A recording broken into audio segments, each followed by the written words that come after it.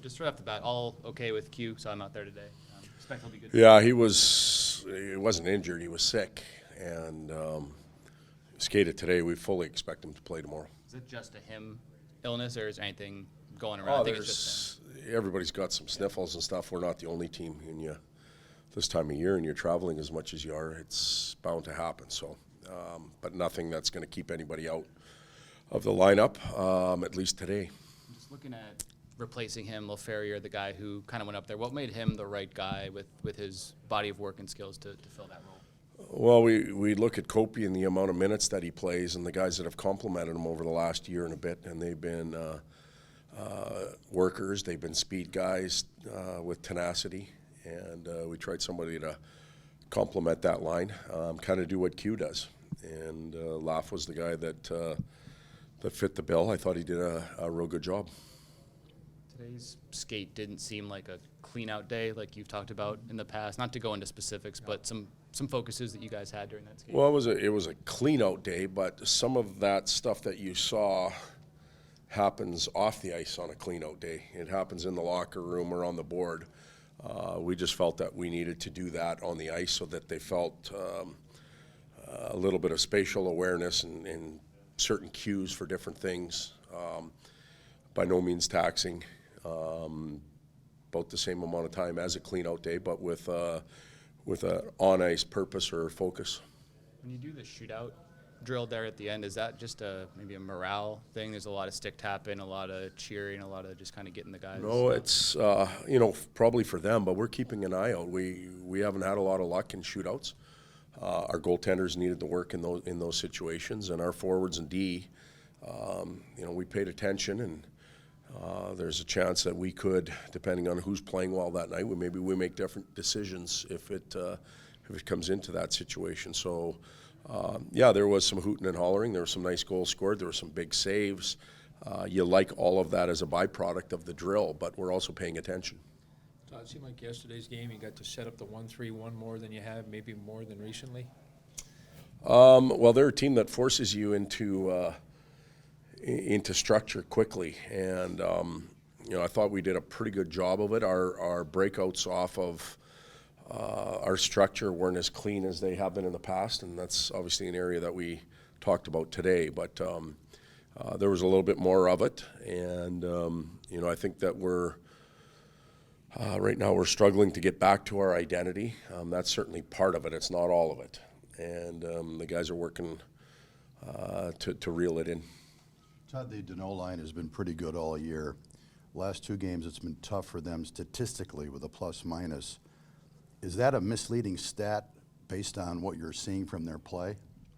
Yes and no. Yes, it is. I think I said the other day they took it on a chin for a couple, a turnover and a bad line change. You step on the ice and you have absolutely nothing to do with the game, and it shows up on your individual stat sheet. Which at the end of the day really doesn't matter because it's about the team stat sheet. But in any case, it did. But there's also situations where they are part of the play, and the defending part or the turnover part or the outnumbered part that has to be cleaned up. They're a line that's played very well. They're a line that we trust to put on the ice against the other team's best players. So if you're only trading chances, we probably don't come out on the upper end. You've got to take control of the offensive chances and limit the defensive ones and tip that scale in our favor. So 50-50 is not good enough really for any of our lines right now. It sounds familiar to me of a similar segment earlier in the season where the goals against were not balanced with the goals for with that same line. Do you find any similarities between previous this season and right now? Well, if we're talking about the last two games, it's really, if that's what you're asking me, Fox, it's been all over the map with the type of goals. Some have been 4-on-4, some have been 5-on-5, some were, them being on the ice last night. I think they were on the ice when O'Connor scored his first goal. They shot it by Royce into the net. There's really nothing they have to do in that situation. Everybody was in position. It was a hell of a shot. He used a screen. So those are tough ones. I thought the turnover behind the net, puck set by Talbot to Drew, who bobbled it. I thought the forwards could have done a better job in recovering and helping in that situation. We were out of position there a little bit, so I'm just thinking of goals randomly at the top of my head, and there's some that they're truly involved in, and then there's others that they're not, and they're taking it on the chin. Is it important to have some fun with the team, even though they're going through a tough time? Just Well, here's the thing about fun. Everybody wants to have fun. And we were having a lot of fun when we were doing things right and we weren't cheating.